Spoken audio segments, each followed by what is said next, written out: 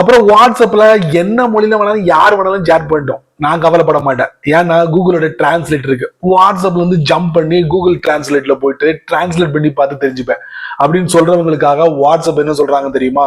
நீங்க இனி வாட்ஸ்அப்ல இருந்து கூகுள் டிரான்ஸ்லேட்டுக்கு ஜம்ப் எல்லாம் பண்ண வேண்டாம். வாட்ஸ்அப்ல அந்த வசதியை நாங்க அறிமுகப்படுத்திட்டோம்.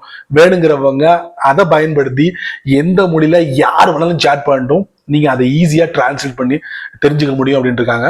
அது எப்படி அப்படின்னு நீங்க கேட்டீங்கன்னா அதை தான் நான் உங்களுக்கு இந்த வீடியோல காட்ட போறேன். கண்டிப்பா தெரிஞ்சுக்கோங்க. வாட்ஸ்அப்பை ஓபன் பண்ணுங்க. அதுக்கப்புறம் சேட் கான்டாக்ட் ஓபன் பண்ணுங்க. அந்த சேட் கான்டாக்ட்ல எனக்கு ஒரு மெசேஜ் வந்திருக்கு ஹிந்தியில.